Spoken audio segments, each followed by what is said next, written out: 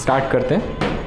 तो straight line में अभी तक हमने 3 टॉपिक देख लिए हैं जो आपने 10th में ऑलरेडी पढ़े हैं। एक तो सबसे पहला डिस्टेंस फॉर्मूला, √(x2 - x1) का whole square plus y2 - y1 का होल स्क्वायर। उस पर कुछ क्वेश्चंस हमने कल किए थे, 1-2 क्वेश्चंस, ठीक है, सिंपल बेसिक क्वेश्चंस हैं, वेरिएबल बेस्ड क्वेश्चंस थे। तो फिर उसके बाद हमने देखा था area of triangle ½ x2 y1 - 23 31 12 वाला फॉर्मूला आप लोगों ने याद किया होगा। तो उससे एरिया ऑफ ट्राइंगल और उस पर कुछ क्वेश्चंस वगैरह देखे थे। और फिर लास्ट में देखा था section formula, mx2 + nx1 / m1 m + m2 m + n, और इसी तरह से y के लिए। तो 2 तरह के इंटरनल और एक्सटर्नल डिवीजन सेक्शन फॉर्मूला में, और उस पर हाँ हो जाता है, ठीक है। तो उसमें एक और चीज़ है जो आपने पढ़ी होगी, जस्ट मैं उसको 1-2 मिनट में बता देता हूँ, है ना, देख लीजिए आपको नोट करना है कि नहीं करना है। क्वेश्चन आते हैं कि प्रूफ करना है कि कोई भी पर्टिकुलर क्वाड्रिलेटरल रेक्टेंगल है या स्क्वायर है ना, या फिर इस तरह से और भी रोम्बस है, तो उसकी सबकी अलग अलग प्रॉपर्टीज़ होती हैं। तो जैसे कोई भी क्वाड्रिलेटरल बना हुआ है, ठीक है, कैसा भी क्वाड्रिलेटरल, तो क्वाड्रिलेटरल भी 2 तरह के होते हैं, पता है। ये आपने पढ़ा होगा क्लास 8th में, क्वाड्रिलेटरल करके चैप्टर है जहाँ पर स्टार्ट हुआ था, जिसमें सबसे पहले पढ़ाया गया था कि sum of all angles of a quadrilateral is 180 degree, ठीक है। तो उसमें 2 तरह के क्वाड्रिलेटरल बताए गए थे, कॉन्वेक्स और कॉनकेव, कॉन्वेक्स एंड कॉनकेव, ठीक है। याद नहीं होगा, उसके बाद तो पढ़ा ही नहीं है ना। लेकिन एक्चुअल में क्या है ना, अभी आप दोबारा जाके 8th 9th की बुक्स उठाओगे ना, तो आपको बहुत कुछ मिल जाएगा जो आपको लगेगा ये तो पढ़ा ही नहीं मैंने ठीक है। तो कॉन्वेक्स और कॉनकेव, तो कॉन्वेक्स और कॉनकेव क्या होता है, बहुत ही सिंपल होता है। कॉनकेव मतलब कि जिसमें कोई केव जैसा बन जाए, जैसे ये केव, इसलिए इसको बोलते हैं कॉनकेव। तो इस तरह का क्वाड्रिलेटरल आपके सिलेबस में नहीं था, है ना, और इसको जनरली नहीं पढ़ते हैं कि उसमें बहुत कुछ कॉम्प्लिकेशन रहता है, इसलिए इसको नहीं पढ़ते हैं। कॉनकेव पॉलीगन, कॉन्वेक्स पढ़ते हैं। और एक और डेफिनेशन थी कि कॉनकेव पॉलीगन मतलब कि ऐसा पॉलीगन जिसका कोई भी डायगोनल बाहर चला जाए।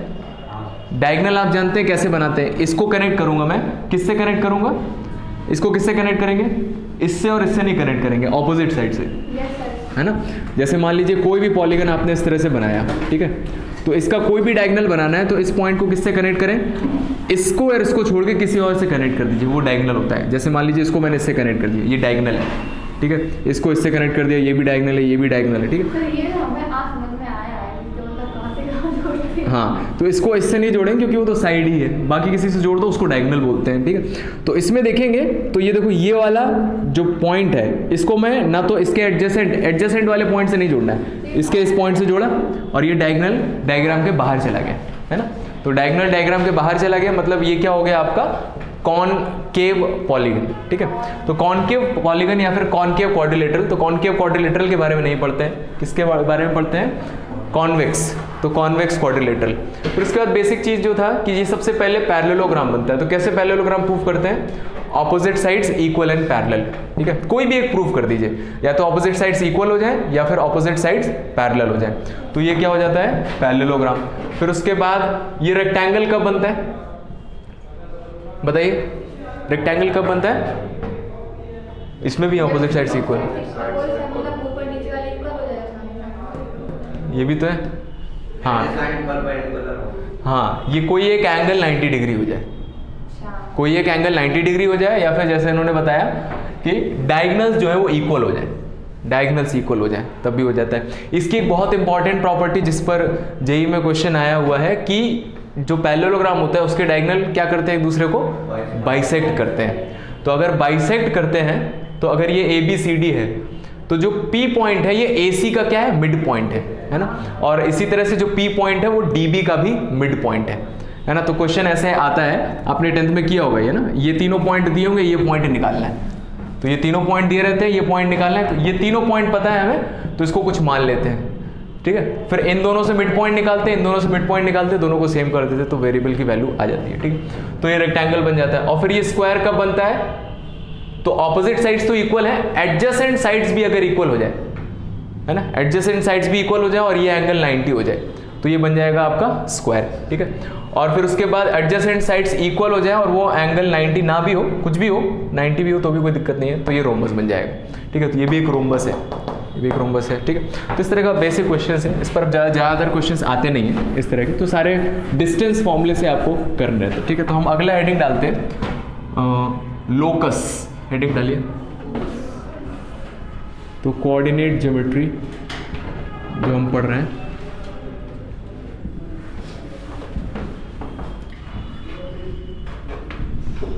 लोकस क्या होता है, ठीक है।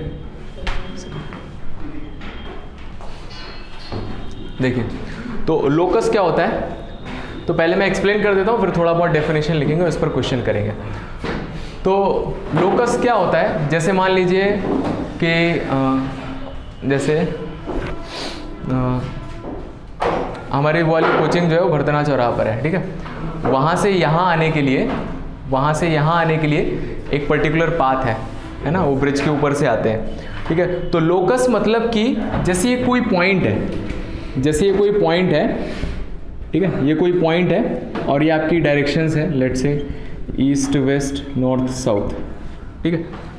ये पॉइंट एक किसी कंडीशन के अंदर जब मूव करता है, किसी कंडीशन के अंदर, मतलब कंडीशन बोल दिया जैसे कि भाई तुम्हें नॉर्थ की तरफ ही जाना है, ये एक कंडीशन लगा दी, या फिर साउथ की तरफ ही जाना है, या फिर ईस्ट और नॉर्थ के बीच में जाना है ना, या फिर इस तरह से जाना है कि कई सारी चीज़ें ऐसे जाना है कि इससे डिस्टेंस हमेशा सेम रहे।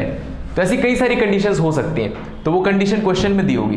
किसी कंडीशन के अकॉर्डिंग ये पॉइंट जिस तरह से मूव करता है उसके पाथ को बोलते हैं लोकस मतलब कि किसी गिवन कंडीशन के अकॉर्डिंग कोई पॉइंट कैसे मूव कर रहा है, तो उसके पाथ की इक्वेशन को बोलते हैं लोकस। जैसे मान लीजिए इस पर कंडीशन लगाई कि इसको नॉर्थ की तरफ जाना है सिर्फ, तो ऐसे जाएगा पॉइंट, इस तरह से मूव करेगा। तो इसका जो लोकस आया वो स्ट्रेट लाइन आया, इसका लोकस, इसका पाथ कैसा दिख रहा है, स्ट्रेट लाइन, ठीक है। तो दो चीजें होती है, एक तो लोकस क्या होता है और उसकी इक्वेशन। तो लोकस क्या होता है कि जिस पाथ पर कोई पॉइंट मूव करता है उसको बोलते हैं लोकस, और उसकी इक्वेशन को बोलते हैं इक्वेशन ऑफ लोकस। तो ज्यादातर आपके क्वेश्चन आते हैं इक्वेशन ऑफ लोकस निकालने के लिए। आया पॉइंट समझ में? जैसे कि मैं वहां से आ रहा हूँ, भरतना चौराहे से यहाँ तक आ रहा हूँ, ठीक है। तो मैं वहां से आ रहा हूँ, तो ऐसा तो है नहीं कि एकदम सीधा रास्ता है ना, कुछ ऐसा रास्ता है, ऐसे जाते हैं, फिर ऐसे ऐसे कुछ, ये क्या हो गया, लोकस है, ठीक है। मेरे आने का लोकस है, वहां से यहाँ तक आने का लोकस है, और इसकी कोई इक्वेशन होगी। वो निकालने के लिए अलग अलग तरीके होते हैं निकालने के लिए। अब हर तरह के कर्व की इक्वेशन हम नहीं निकाल पाएंगे, लेकिन हर तरह के कर्व की इक्वेशन निकाली जा सकती है, ठीक है। तो हमारे में कुछ सिंपल इक्वेशंस होंगी निकालने के लिए, तो वो हम अभी सॉल्व करेंगे। तो लोकस के सामने थोड़ा सा लिखिए, हेडिंग डाल के लिखिए, it is the curve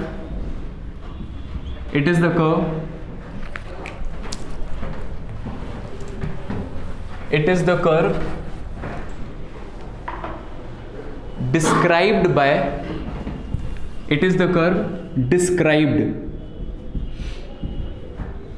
by a point. It is the curve described by a point which moves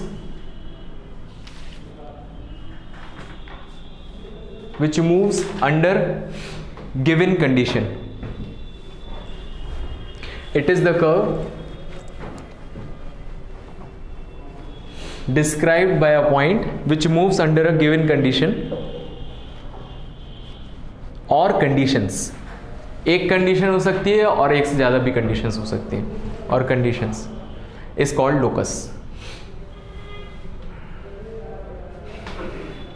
called locus, ठीक है। एग्जाम्पल लिख लीजिए,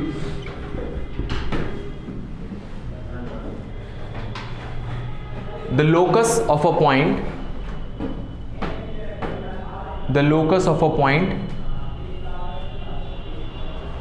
which is perpendicular to a given line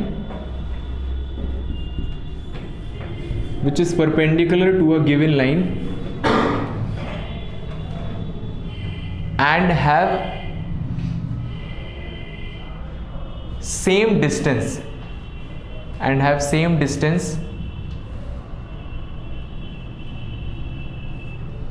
from the end points of given line.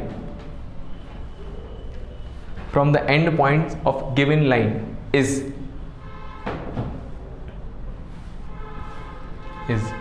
तो ये अभी हम लिखेंगे ना, तो ये अभी आपको बताना है। तो देखिए, तो बताइए कैसा लोकस होगा।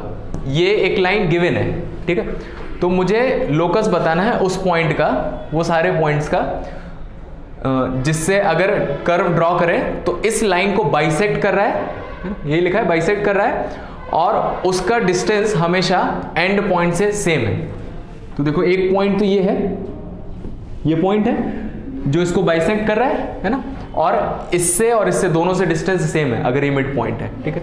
और इसी तरह से देखिए इसके ऊपर वाला पॉइंट, तो ये वाला पॉइंट भी है जिसकी इससे और इससे डिस्टेंस सेम है। आप यहां से मेजर करेंगे तो ये सारी डिस्टेंस है। तो ये सारे पॉइंट्स जो हैं, अगर आप ये सारे पॉइंट्स लेते हो, पॉइंट्स को इस तरह से मूव कराते हैं, तो ये जो लाइन बनेगी इसका हर एक पॉइंट आप कहीं से भी मेजर कर लीजिए। देखिए अगर मैं इन दोनों को कनेक्ट करता हूं तो ये एंगल 90 है और ये डिस्टेंस सेम है ना, ये डिस्टेंस सेम है और ये डिस्टेंस भी सेम है। तो कौन सी वो ही सिमिलैरिटी, SAS है ना, SAS, मतलब ये दोनों ट्राइंगल कैसे हैं, कॉन्ग्रुएंट है। कॉन्ग्रुएंट है तो मतलब ये लेंथ सेम आएगी।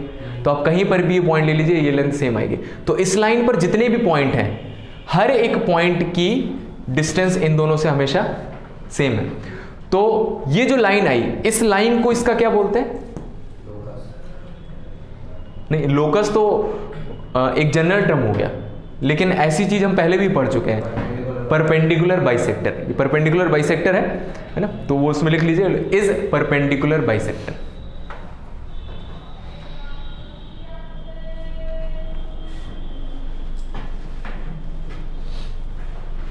आया समझ में, है ना। तो कोई एक ऐसा पॉइंट जिसकी दो एंड पॉइंट से हमेशा डिस्टेंस सेम है और वो उससे जाने वाली लाइन इसको बाइसेक्ट कर रही है और परपेंडिकुलर भी है, तो उसका लोकस क्या होगा, परपेंडिकुलर बाइसेक्टर, ठीक है। अब इसकी कुछ इक्वेशन होगी, वो डिपेंड करता है इसकी क्या इक्वेशन दी हुई है, उसे हम निकालेंगे, ठीक है। तो अब निकालने का तरीका क्या है, तो जैसे मैंने दो चीज बताया कि लोकस में पहले आपको बताना रहेगा किस तरह का लोकस है। एक और एग्जाम्पल लिख लीजिए, बहुत ही सिंपल एग्जाम्पल जो आप पहले से पढ़ते आ रहे हैं। हाँ बना लो, छोटा सा बना लीजिए साइड में।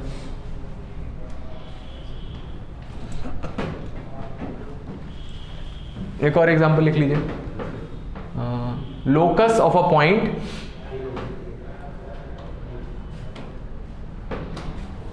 बन गया ना, बहुत सिंपल है, दो लाइन खींचिए बस खत्म। Locus of point whose distance from a fixed point, locus of a point whose distance from a fixed point is always fixed, is locus of a point whose distance from a fixed point is always fixed is, बताइए क्या होगा locus, हाँ circle. ये circle की definition सुनी होगी आपने। Circle क्या होता है, इट इज, उस समय लिखाया जाता था 10th में, it is a locus of a point whose distance from a fixed point is always fixed. तो एक पॉइंट है जो फिक्स्ड है, ठीक है, तो एक पॉइंट इस तरह से मूव कर रहा है कि जिसकी इससे डिस्टेंस हमेशा सेम है। मान लो 5 सेंटीमीटर है, तो 5 सेंटीमीटर इससे 5 सेंटीमीटर पर होना चाहिए पॉइंट। तो बताओ ऐसे सारे पॉइंट जिसकी डिस्टेंस इससे हमेशा 5 है, तो अगर मैं इन सारे पॉइंट्स को कलेक्ट कर लूं तो उसका जो लोकस है वो क्या बनेगा, सर्कल बनेगा। आया समझ में, हाँ तो लिख लीजिएगा इज सर्कल। और छोटा सा एक एग्जांपल बना लीजिए। तो ये पॉइंट भी फिक्स है और ये डिस्टेंस भी फिक्स है ना। तो लोकस हम किसका निकाल रहे हैं, कौन से पॉइंट का, ए पॉइंट का नहीं निकाल रहे हैं, वो तो फिक्स है ना। हम इस पॉइंट का फोकस निकाल रहे हैं जो मूव कर रहा है। लोकस हमेशा मूवेबल पॉइंट का निकलता है, ठीक है, जो ऑलरेडी फिक्स है उसका लोकस नहीं निकालेंगे। तो इस तरह के और भी चीजें आएंगी। तो अब यहां से आपकी चीजें स्टार्ट हो जाएंगी। जो भी आपका ज्योमेट्री में बन रहा है ना, सबसे पहले आपका स्ट्रेट लाइन आएगा, ठीक है, तो वो एक पर्टिकुलर काइंड का लोकस है। किस चीज का लोकस है अभी हम देखेंगे। उसके बाद सर्कल आएगा, तो सर्कल का लोकस मैंने देख लिया। इसके बाद इसी तरह से पॉइंट्स और तरह से मूव होता है, तो आपके और भी जो ज्योमेट्री में है, जैसे आगे आएगा एलिप्स, वो भी एक पर्टिकुलर टाइप ऑफ लोकस होता है। और फिर उसके बाद पैराबोला, वो भी एक पर्टिकुलर टाइप ऑफ लोकस होता है। फिर हाइपरबोला आएगा, वो भी एक पर्टिकुलर टाइप का लोकस होता है। तो सारी चीज़ें लोकस ही होती है, ठीक है। और यही ज़्यादातर नहीं पढ़ाया जाता है, स्पेशली 11th में तो नहीं पढ़ाया जाता है। हाँ, क्वेश्चन लिखिए, क्वेश्चन नहीं, इसके बाद लिख लीजिए एल्गोरिदम टू फाइंड लोकस। तो 2-3 पॉइंट है कि लोकस कैसे निकाला जाएगा, कैसे निकाला जाएगा लोकस। तो अब लोकस निकालना है मतलब हमें इक्वेशन निकालना है। अब हर तरह के कर्व की हो सकता है आप शेप को ना डिफाइन कर पाओ। जैसे ये सर्कल है तो मैंने डिफाइन कर दिया कि ये सर्कल है ना, लेकिन मान लो किसी ने कुछ भी शेप बना दिया, तो अब इस शेप का आप हर चीज को तो नाम दे नहीं सकते हैं, है ना। तो 2 चीजें से आप लोकस बता सकते हो। एक तो नाम से बता सकते हो कि लोकस सर्कल है, एलिप्स है, हाइपरबोला है, स्ट्रेट लाइन है ना, पैराबोला है, नाम से बता सकते हो। और दूसरा इक्वेशन से बता सकते हो। तो नाम हर चीज का नहीं होता है, हर एक का नाम नहीं होता है। तो हम क्या करेंगे, देखेंगे तरीका जिससे हर एक की इक्वेशन एटलीस्ट निकाल पाए। तो इक्वेशन के फॉर्म में हम लोकस बताएंगे, भाई इसके लोकस की इक्वेशन x² + y² = 2xy है, या फिर इसके लोकस की इक्वेशन 3x + 4y = 10 है, ऐसा कुछ लाइन की इक्वेशन। तो इसमें लिखिए सबसे पहले, consider the variable point as h, k। Consider the variable point as h, k। तो जिसका लोकस निकालना है उसको h, k मानेंगे। जो भी पॉइंट मूव कर रहा है, consider the movable point as h, k। Second, write the conditions given in the question. Write the conditions given in the question. Write the conditions given in the question. And third, eliminate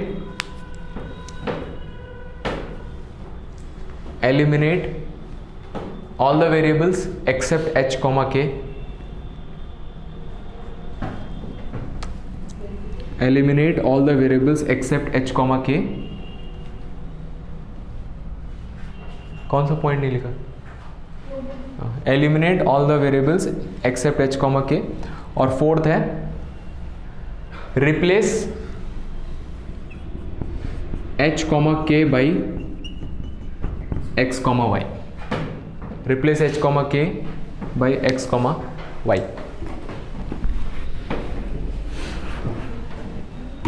तो इस पर एक question कर लेते हैं। Replace h, k by x, y. लिखिए question, find the locus of a point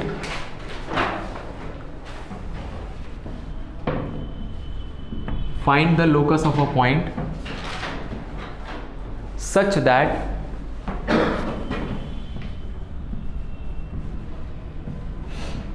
find the locus of the point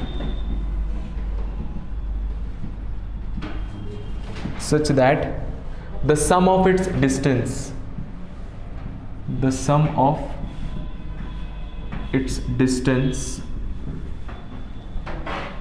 from the points 0, 2 and 0, -2 is 6.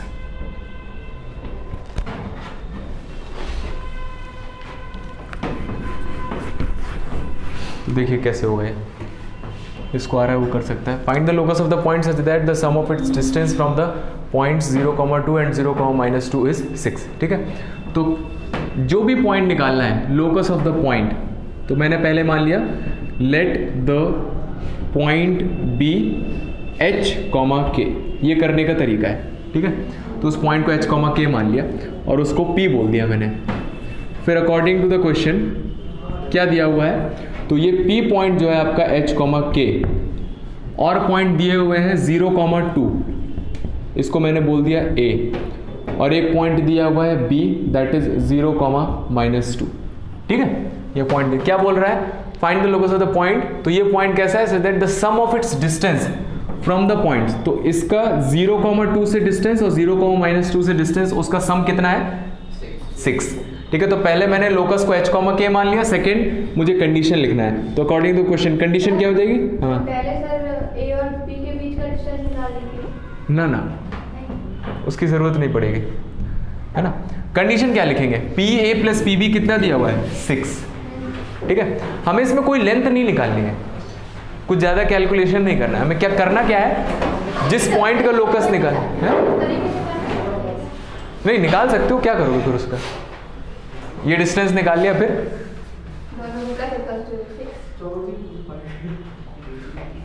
इन दोनों का प्लस इज इक्वल टू 6, वो तो लिख ही रहा हूँ मैं, कर लेना भाई, टाइम है एक्स्ट्रा तो उसको कर सकता है, ठीक है। तो क्वेश्चन में क्या दिया है कि इसका इससे डिस्टेंस और इसका इससे डिस्टेंस, इसका सम कितना है 6 है, ठीक है। तो ये आ गया कंडीशन। अब आप इन तीनों को लिख दीजिए, तो पी ए डिस्टेंस फॉर्मूला से निकाल सकते हैं, कितना हो जाएगा, रूट ऑफ h माइनस 0 का whole square plus k minus 2 whole square is plus root of h minus 0 whole square plus k plus 2 whole square is equals to 6। ये आया समझ में, ठीक है। तो सबसे पहले h कॉमा k मान लिया, फिर जो कंडीशन दी हुई थी वो लिखा मैंने और उसमें थोड़ा कैलकुलेशन किया। अब क्या करना है, यहाँ से हमें वेरिएबल को हटाना है h और k के अलावा। तो यहाँ तो देखो h और k के अलावा और कुछ है ही नहीं, बाकी सब कांस्टेंट है ना। तो यही आपका आंसर है। अब इसको थोड़ा सॉल्व करना है, इसको थोड़ा अच्छा सा लिखना है, ठीक है। तो इसको सॉल्व करने का तरीका आपने ये देखा होगा क्लास 10th में, ये लिखा है h स्क्वायर और प्लस k माइनस 2 का होल स्क्वायर। जब दो रूट्स होते हैं तो क्या करते हैं, एक को राइट हैंड साइड ले जाओ, वैसे भी सॉल्व कर सकते हैं, ये एक तरीका होता है, और दोनों तरफ क्या कर दो, स्क्वायर कर दो। तो ये कट जाएगा, ये आ जाएगा h स्क्वायर, ये आ जाएगा k square plus 4 minus 4k, लिखते जाइए। ये 36 हो जाएगा, इसका होल स्क्वायर कितना हो जाएगा, h स्क्वायर, k प्लस 2 का होल स्क्वायर खोल दिया, k square plus 4 plus 2k, और a square plus b square minus 2a, और b कितना है, root of h square plus k plus 2 का होल स्क्वायर। करिए सॉल्व। तो देखो h स्क्वायर k स्क्वायर से h square k square cut गया, 4 से 4 भी कट जाएगा।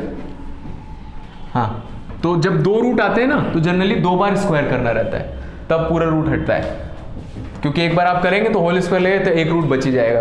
तो अब वो रूट हटाने के लिए क्या करते हैं, उसको एक तरफ रखिए, बाकी सब इधर भेज दीजिए। तो माइनस 4k और ये 2k लिखा हुआ है, तो एक काम करते हैं 36 ये लिखा हुआ है, और प्लस का 2k और ये माइनस का 4k उधर आएगा तो 6k हो जाएगा, और ये माइनस वाला पूरा इधर ले आए तो 12 root h square plus k plus 2 का होल स्क्वायर। इसको 6 से डिवाइड कर सकते हैं, तो ये हो जाएगा 2 root h square plus k plus 2 whole square is equals to 6 plus k, और दोनों तरफ स्क्वायर कर दिया। तो कितना आ जाएगा ये 4 और h square plus k square plus 4 plus 2k is equals to 36 plus k square plus 12k। कितना आएगा, अंदर मल्टीप्लाई कर दीजिए, तो अंदर मल्टीप्लाई करेंगे तो आ जाएगा 4h square plus 4k square plus 16 plus 8k is equals to 36 plus k square plus 12k। तो 4h square as it is, ठीक है, 4k square minus k square plus का 3k स्क्वायर, और 8 माइनस 12 माइनस 4k, और 16 minus 36 minus 20 is equals to 0। सही है, ठीक है। तो ये एक इक्वेशन आ गई, और लास्ट में क्या करते हैं, h कॉमा k को x कॉमा y से रिप्लेस कर देते हैं। तो ये आ जाएगी equation 4x square plus 3y square minus 4x minus 20 is equals to 0। ये आंसर है, लिखिए। कहीं कुछ गलत कर दिया क्या? इतनी बड़ी कैलकुलेशन में छोटी छोटी गलतियां होती हैं। क्या हुआ? सही।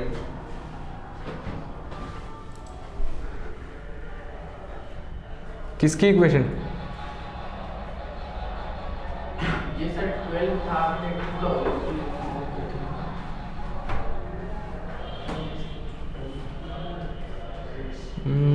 चेक करो कहाँ कहीं कुछ गलत है। h square k minus 2 whole square, h square k plus 2 whole square, बातें नहीं, k plus 2 whole square 6 minus h square k square plus 4 minus 4k 36। हाँ,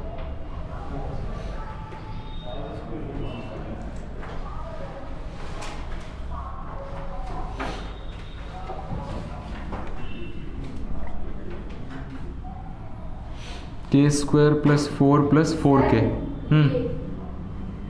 36 प्लस के स्क्वायर प्लस 12 के। अब सही है?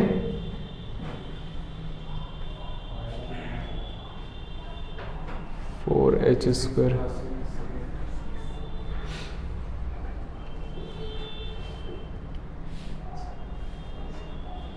फोर एच स्क्वायर प्लस 4 के square. अब ये 16 हो जाएगा। 16 मुझे ये बता दो कि -2 × 6 × √x square plus a plus 2 का होल स्क्वायर कैसे होगा? जल्दी से आएगा। यहाँ a माइनस बी का होल स्क्वायर लगा है तो a स्क्वायर, ठीक है, और प्लस इसका स्क्वायर करेंगे तो ये रूट हट जाएगा, तो इसका होल स्क्वायर करके खोल दिया मैंने h स्क्वायर। ओफो, सर यही जो हम बोल रहे थे कि 2 के कहाँ से आ गया? के स्क्वायर प्लस 4 के और minus 2 × 6 × √h square plus K plus 2 का होल स्क्वायर, तो ये 4k होगा, है ना? 4k और क्या हो जाएगा? 4k, ये इधर से आएगा 8k हो जाएगा। करो इसके आगे करो। अब ये 4 से कैंसिल हो जाएगा, तो 3 times H square plus K plus 2 का whole square is equals to 9 plus 2k। सही है?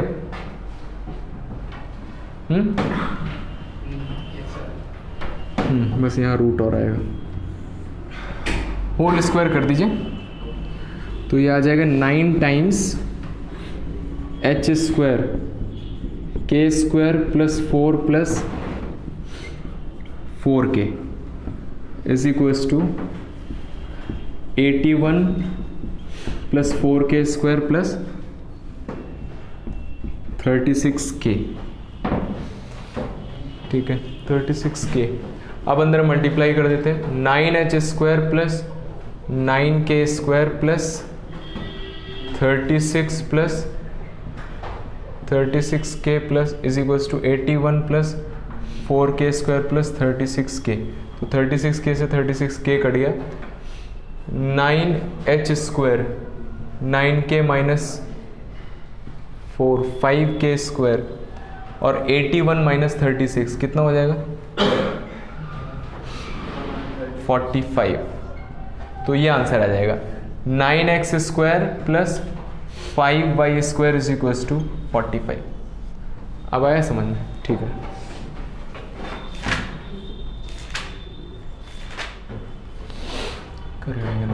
आया समझ में कॉन्सेप्ट, है ना? तो कॉन्सेप्ट में क्या था कॉन्सेप्ट में? लेट क्यों हो गए?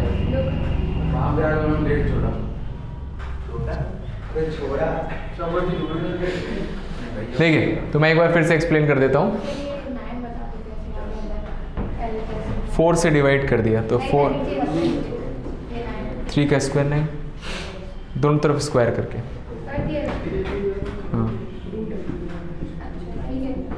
देखो एक बार फिर से मैं एक्सप्लेन कर देता हूँ। तो ये कॉन्सेप्ट समझ में आ गया होगा कि जिस पॉइंट का लोकस निकालना है उसको h, k मान लिया, ठीक है, और फिर उसके बाद जो कंडीशन दी हुई है उसको लिख लिया। तो कंडीशन क्या है कि इसकी इससे डिस्टेंस और इसकी इससे डिस्टेंस, इसका सम दिया हुआ है 6, तो डिस्टेंस फॉर्मूला लगाया।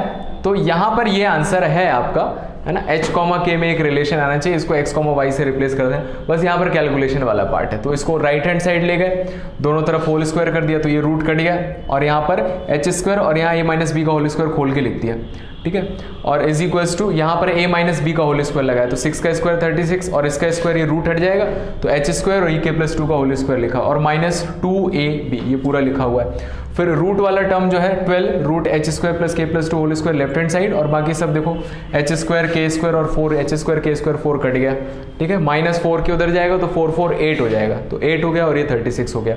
तो ये तीनों चीज़ें किससे 4 से कट रही हैं, तो 4 से कैंसिल कर दिया, तो 4 3 ज़ा 12, 4 9 ज़ा 32, 4 2 ज़ा 8, और दोनों तरफ स्क्वायर कर दिया, तो 3 का स्क्वायर 9 और इसका स्क्वायर करेंगे तो रूट हट जाएगा, तो h स्क्वायर और यहाँ k प्लस 2 का होल स्क्वायर, यहाँ a प्लस b का होल स्क्वायर, सबको एक तरफ करके और सॉल्व कर दिया, और लास्ट में उसको x, y से रिप्लेस कर दिया, ठीक है। तो इससे लोकस से रिलेटेड क्वेश्चंस आते हैं, ठीक है, उसमें ज़्यादातर यही क्वेश्चन आता है कि आपको लोकस की इक्वेशन बतानी है। तो बाद में हम देखेंगे ये एक्चुअल में एलिप्स की इक्वेशन है, एलिप्स की इक्वेशन, जब एलिप्स पढ़ लेंगे हम तब हमें समझ में आ जाएगा कि ये एलिप्स की इक्वेशन है, ठीक है, तो उस समय देखेंगे। अगली हेडिंग डालिए। तो ये लोकस वाले क्वेश्चंस थे, तो आप ये एक्सरसाइज एक दी हुई है 21.2, तो ये ट्राई कर सकते हैं, इसके क्वेश्चंस अच्छे क्वेश्चंस हैं, तो उसको हम डिस्कस कर लेंगे। अगला हेडिंग डालिए। थोड़ी सी बात करोगे ना तो सुनाई देता है और डिस्टर्बेंस हो जाता है उससे, बाद में पूछ लेना। कल तो पूछा नहीं जब आप लोग गए थे, ऐसे ही चले गए, मुंह उठा गए, भूल गए। लिखे हेडिंग शिफ्टिंग ऑफ ओरिजिन।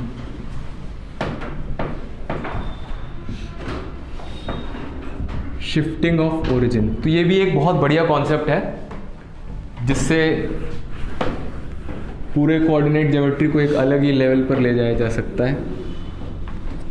लिख लिया ना? बहुत कुछ हो जाता है।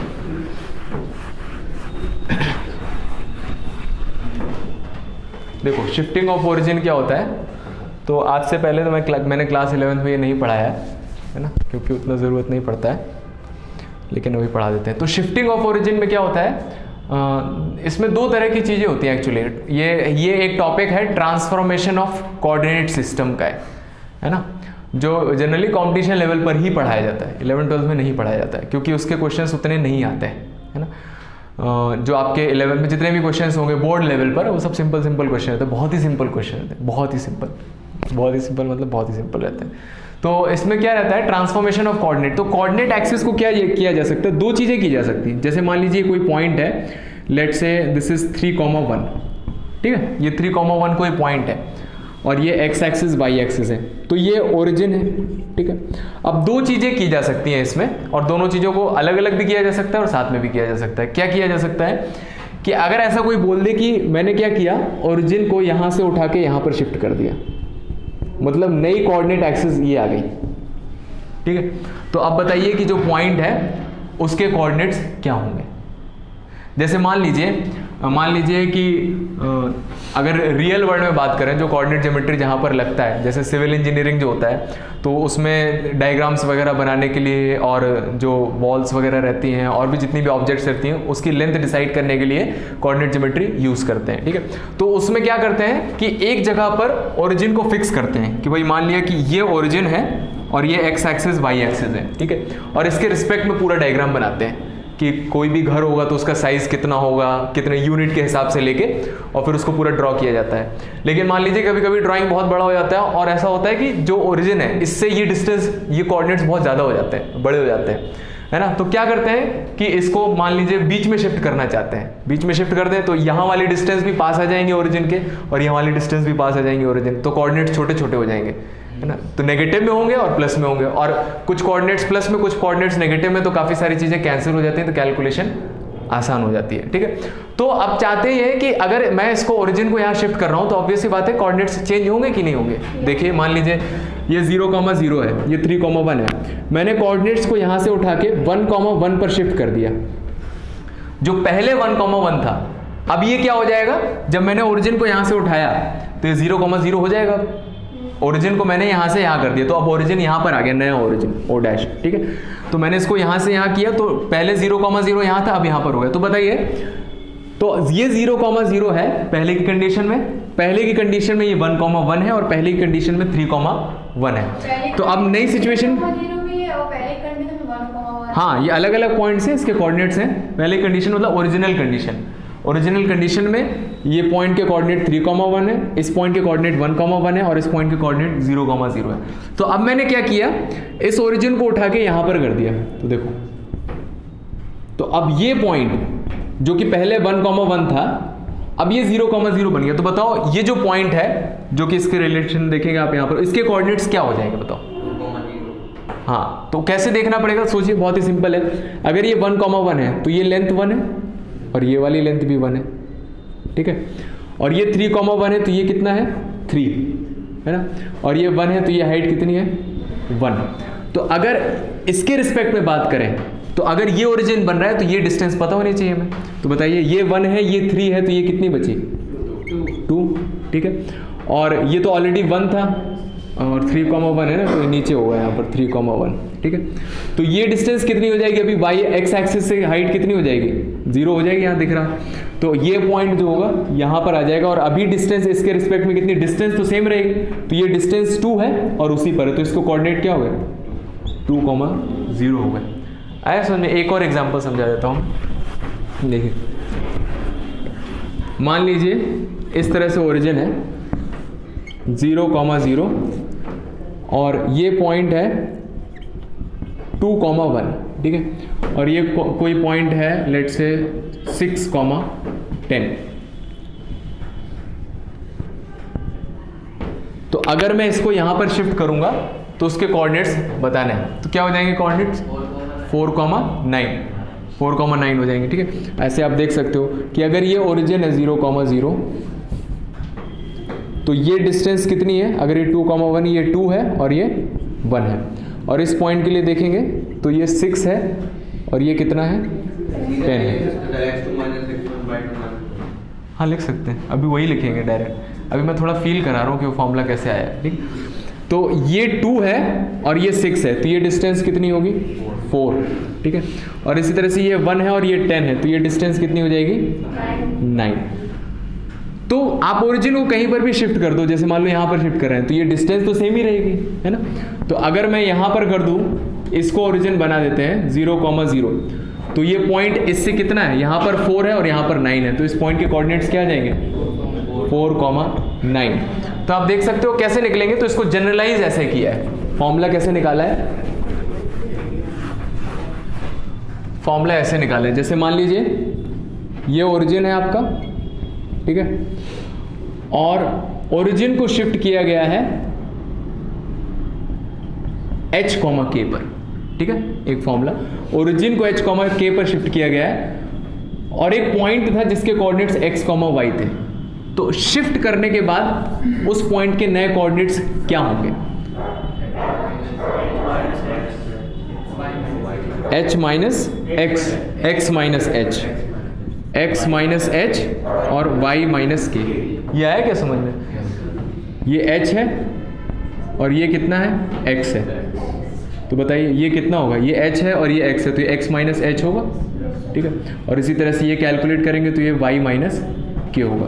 तो नए कोऑर्डिनेट्स को बोल दिया जाता है capital X and capital Y, ठीक है। तो ये सिंपल सी बात है, इसको याद रखना है कि अगर x, y किसी पॉइंट के पुराने कोऑर्डिनेट्स हैं, ठीक है, और ओरिजिन को h, k पर शिफ्ट किया गया, तो नए कोऑर्डिनेट्स क्या आ जाएंगे, जो ओरिजिन के नए कोऑर्डिनेट्स है उसको आप सब्ट्रैक्ट कर दो, ऐसे याद करना है बस, ठीक है। ओरिजिन को नए कोऑर्डिनेट्स हैं उससे सब्ट्रैक्ट कर दो, तो उससे आपका क्वेश्चन आ जाएगा, ठीक है। क्वेश्चन लिख लीजिए इस पर, इसको लिख लीजिए, नोट कर लीजिए। दो चीजें होती है इसमें ट्रांसफॉर्मेशन में, एक तो हमने क्या करते हैं, ओरिजिन को शिफ्ट करते हैं, और दूसरा होता है कोऑर्डिनेट एक्सिस को रोटेट करना, कि मान लीजिए कोऑर्डिनेट एक्सिस को मैंने 45 डिग्री से रोटेट कर दिया, है ना, तो ऐसा हो गया कोऑर्डिनेट एक्सिस। तो बताइए उसके कोऑर्डिनेट्स क्या होंगे, दूसरी वैरायटी आती है तो वो नहीं दिया है। और तीसरा होता है कि मैंने शिफ्ट कर दिया और फिर वहां पर रोटेट कर दिया तो ज़्यादा कॉम्प्लिकेटेड हो जाएगा, तो उसको पढ़ेंगे फिर कभी। नहीं, पॉइंट तो अपनी जगह पर रहेगा। जो मान लीजिए आपने डायग्राम ऑलरेडी बनाया है तो वो पूरा थोड़ा शिफ्ट होगा, जो उसके ओरिजिनल पॉइंट है वो पॉइंट रहेंगे, उसके कोऑर्डिनेट्स चेंज हो जाएंगे बस, ठीक है। तो ये नोट कर लीजिए और इससे रिलेट करके क्वेश्चन लिखते हैं।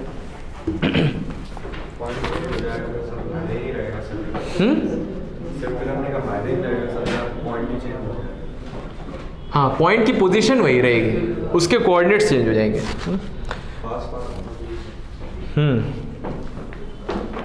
ठीक है। यहां से एक और चीज निकाल सकते हैं, तो ये नए new coordinates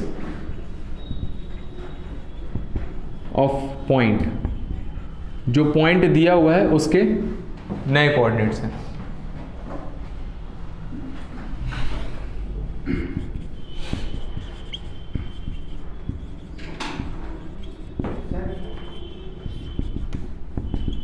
for new equation, पहले पढ़िए फिर पूछिए, अभी बनाएंगे क्वेश्चन। नई इक्वेशन निकालने के लिए क्या करते हैं, तो जैसे मान लीजिए हमने ये पॉइंट से रिलेट करके निकाला, ठीक है।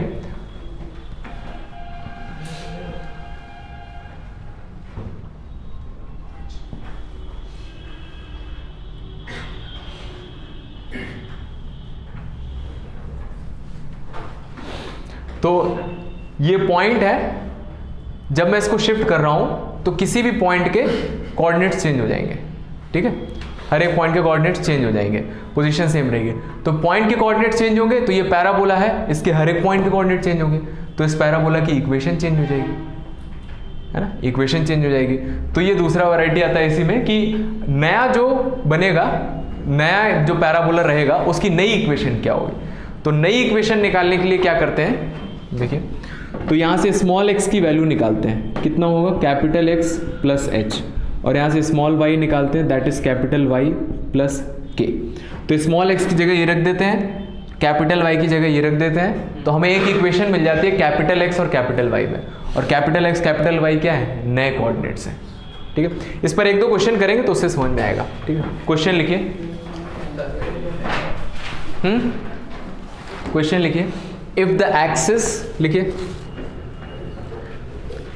सिंपल क्वेश्चन होते हैं इसके, एक दो बार हम पढ़ लेंगे क्योंकि नया कॉन्सेप्ट है, पहली बार पढ़ रहे हैं तो इसीलिए थोड़ा समझने में टाइम लगेगा। If the axis are shifted to the point, if the axis are shifted to the point 1, -2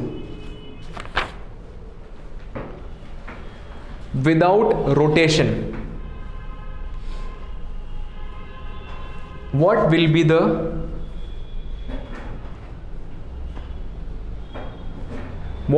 coordinates of, what will be the के बाद फर्स्ट, चलो कोऑर्डिनेट्स लिख लिया ना, what will be the coordinates of, पहला है इसमें 5, 6, 0, 0, ठीक है, और A, B and the equations of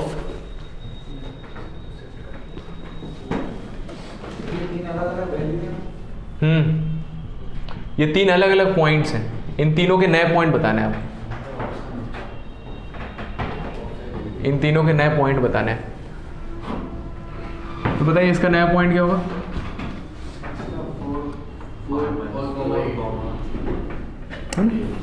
लगा सकते हैं, capital X is equals to X minus H, capital Y is equals to Y minus K. हाँ, तो ये क्या है आपका x, y, और ये है h, k। तो इसमें से ये सब्ट्रैक्ट करते जाइए, तो ये आ जाएगा 4, 8। इसके कोऑर्डिनेट्स क्या हो जाएंगे, -1, 2, और इसके कोऑर्डिनेट क्या हो जाएंगे, a -1 एंड b +2। आया समझ में, है सिंपल है। अब पूछा है कि इक्वेशन क्या हो जाएगी इसकी, नई इक्वेशन, क्योंकि नई इक्वेशन आएगी इसकी। हाँ, तो ये कर देंगे। तो क्या करेंगे, देखिए, तो हम क्या करेंगे, ये कंडीशन लगा देंगे। तो h, k कितना है, 1, -2, तो यहाँ पर रख दिया, ठीक है। तो ये नए कोऑर्डिनेट्स हुए किसी भी पॉइंट के, किसी भी पॉइंट के नए कोऑर्डिनेट्स ये होंगे, है ना। x, y तो पुराने कोऑर्डिनेट्स हैं, और उसमें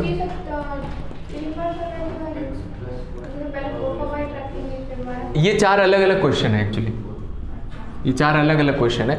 इन तीनों पॉइंट्स के नए पॉइंट्स बताने थे और इसकी नई इक्वेशन बतानी है, ठीक है। तो नई इक्वेशन कैसे निकालते हैं, यहां से आप लिख दीजिए, स्मॉल x की वैल्यू कितनी हो जाएगी, कैपिटल x + 1, और स्मॉल y की वैल्यू हो जाएगी y -2, यहाँ रख दीजिए, कैपिटल x + 1 का होल स्क्वायर प्लस y -2 का whole square is equals to 4।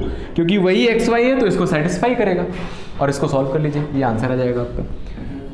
इसको ऐसे भी लिख सकते हैं, ये भी सर्कल की इक्वेशन है। आया समझ में। तो नए कोऑर्डिनेट्स हैं कैपिटल x कैपिटल y, तो उसके टर्म्स में हमें इक्वेशन मिल गई। तो सर्कल की नई इक्वेशन ये होगी, है ना।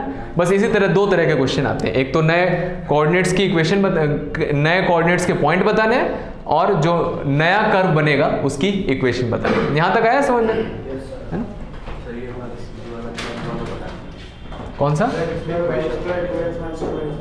इक्वेशन निकालने वाला, वही तो बता रहा था मैं। देखिए, अगर मैं ओरिजिन को 1, -2 पर शिफ्ट करूं, ठीक है, तो किसी भी पॉइंट के कोऑर्डिनेट्स क्या होंगे। तो हमने फॉर्मूला ये देखा, मान लीजिए कोई भी पॉइंट है, उसके नए coordinates capital x capital y है, ठीक है। और हमने क्या देखा कि पुराने कोऑर्डिनेट्स में से ओरिजिन को जहां शिफ्ट किया गया उसको सब्ट्रैक्ट कर दो। तो h कॉमा के ये दिया हुआ है, यहाँ पर लिख दिया, तो ये नए कोऑर्डिनेट्स आ गए। ठीक है, तो पहले वाले के लिए देखा x कॉमा वाई पॉइंट क्या है 5,6, तो यहाँ रख के देखा 5,6, तो नए कोऑर्डिनेट्स आ गए 4,8। तो दूसरे वाले के लिए -1,2 और तीसरे वाले के लिए -1 b+2। ठीक है, तो अब ये इक्वेशन है, यहाँ से स्मॉल x की वैल्यू निकाली, कितनी हो जाएगी कैपिटल X +1। ठीक है, यहाँ से स्मॉल y निकाला, कितना हो जाएगा कैपिटल Y -2, और स्मॉल x स्मॉल y इसको इसी की इक्वेशन है, इसी तो इसको सेटिस्फाई करेगा, तो स्मॉल x रख दिया, स्मॉल y रख दिया। अब जो इक्वेशन आ गई इसी कर्व की इक्वेशन है, लेकिन नए कोऑर्डिनेट्स के साथ इक्वेशन। नए कोऑर्डिनेट्स क्या है कैपिटल X कैपिटल Y, तो ये नई इक्वेशन आ जाएगी। ठीक है, इसी तरह से एक और कर सकते हैं, लिखिए, इस चीज को याद रखिए बस, यहां पर याद रखिए क्या है, कैपिटल X कैपिटल Y नए कोऑर्डिनेट है, स्मॉल x स्मॉल y पुराने कोऑर्डिनेट्स हैं, और h कॉमा के जहां पर शिफ्ट किया गया। ठीक है, क्वेश्चन है at what point the origin be shifted, at what point the origin be shifted if the coordinates of a point 4,5, if coordinates of a point 4,5 becomes -3,9, if the coordinates of a point 4,5 becomes -3,9, सोचिए और बताइए, ये लगाइए।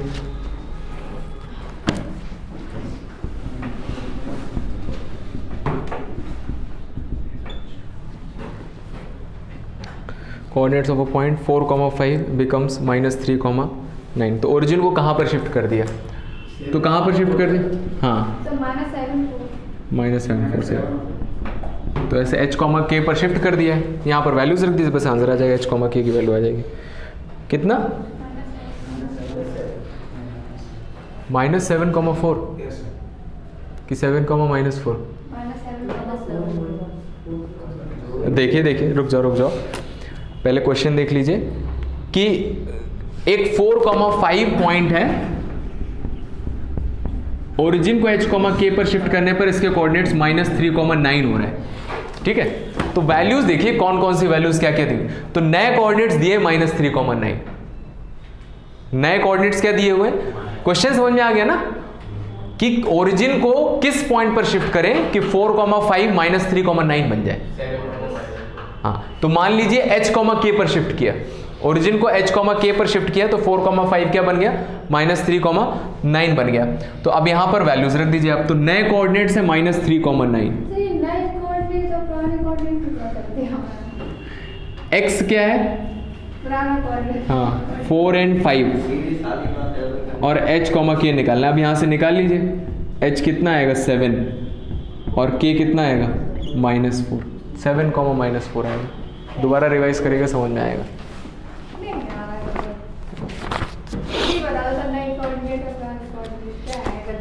अरे नए coordinates जब आप origin को शिफ्ट करोगे, जैसे मान लो, रुक जाओ,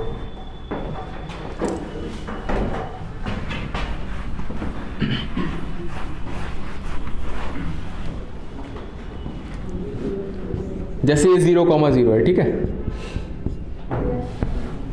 और ये 3,3 पॉइंट है, कोई ए पॉइंट है।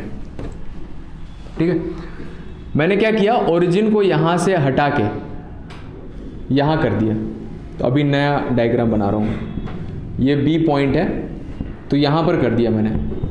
तो बताओ ए के कोऑर्डिनेट्स क्या वही रहेंगे, अब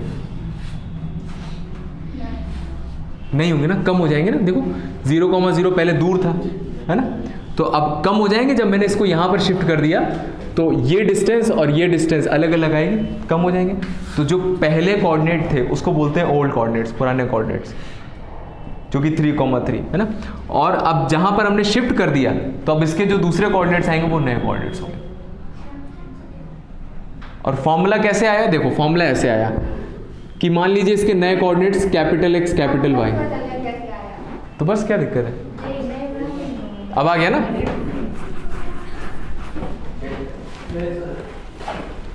लिखो लिखो, रुक जाइए, अभी कहाँ होगा? लिखो, क्वेश्चन लिखिए। Find the point two which the origin should be shifted. Origin should be shifted so that the equation y square minus 6y minus 4x plus 13 is equals to 0 is transformed to y square minus 6y minus 4x plus 13 is equals to 0 is transformed to the form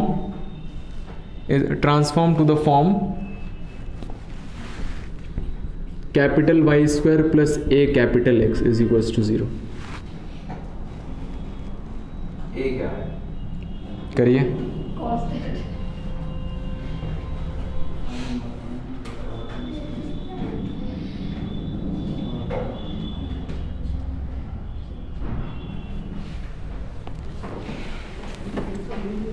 करिए, try करो थोड़ा।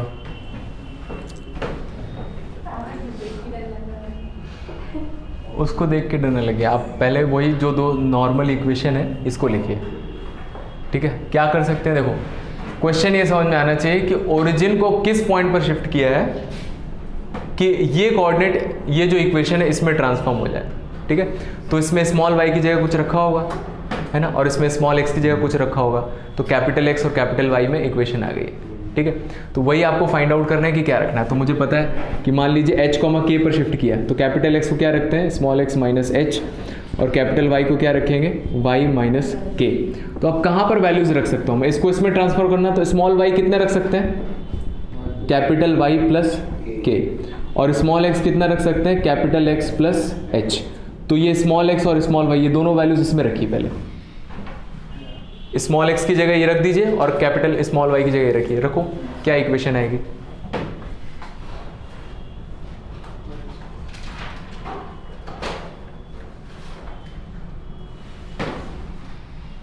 नहीं आया question समझ में? नहीं आ रहा, सोच रही। हाँ, सोच लीजिए।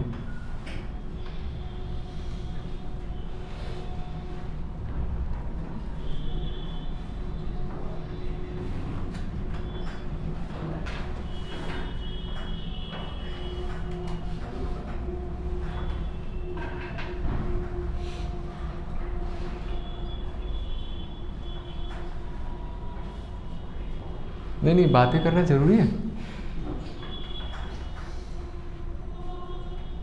कल से आप लोग साथ में ना बैठे ना, कल भी मैंने अलग किया था ना। आज तो सर सीट जगह नहीं, इतनी सारी जगह पड़ी हुई थी वो।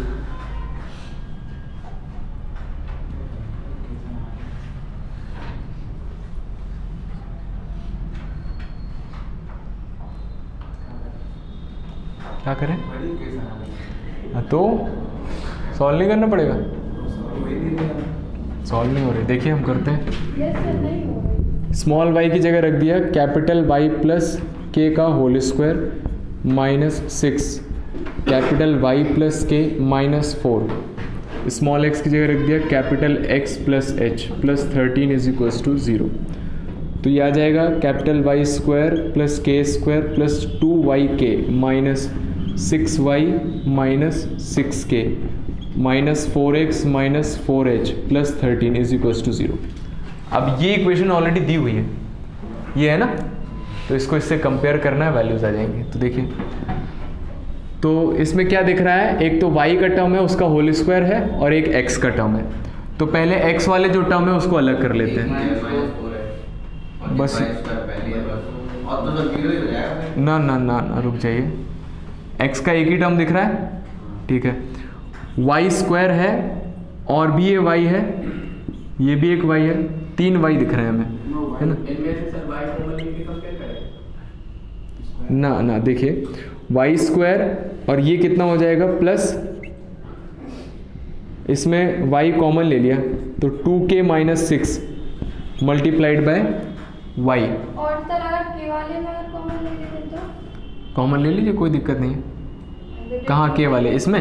हाँ तो उसको साइड में रखेंगे ना, तो वाई स्क्वायर और इसमें ये कॉमन ले लिया y और के स्क्वायर कितना बचेगा, माइनस का 4x है, माइनस का 4x। इसके अलावा जो टर्म बचा हुआ है दैट इज के स्क्वायर, एक तो ये है, और minus 6k minus 4h plus 13 is equals to 0।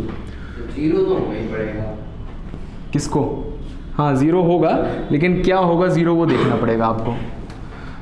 तो ठीक है, इसको आप ट्राई करिएगा। तो इसमें क्या करना है, देखो यहाँ पर परफेक्ट स्क्वायर बनाना है। परफेक्ट स्क्वायर बताया था मैंने, इसके हाफ का होल स्क्वायर ऐड सब्ट्रैक्ट करते हैं तो ये कुछ ऐसा बनेगा। किसको ज़ीरो को? वाई तो है ना, सिर्फ y का स्क्वायर है। हाँ तो बस आ गया ना यहाँ से।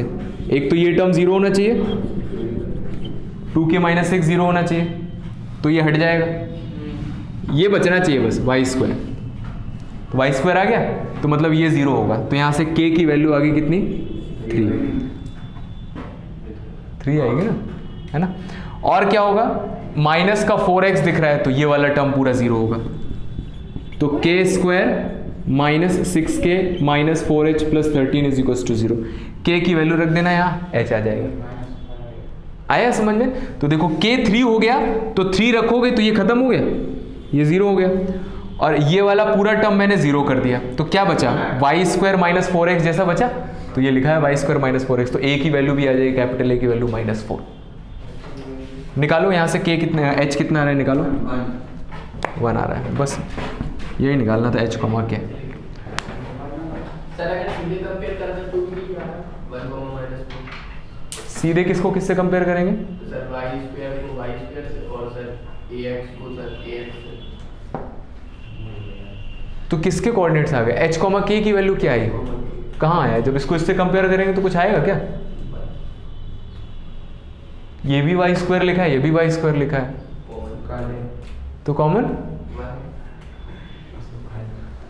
ये कहाँ करना? नहीं, ऐसे नहीं करना है ना, ऐसे नहीं करना है।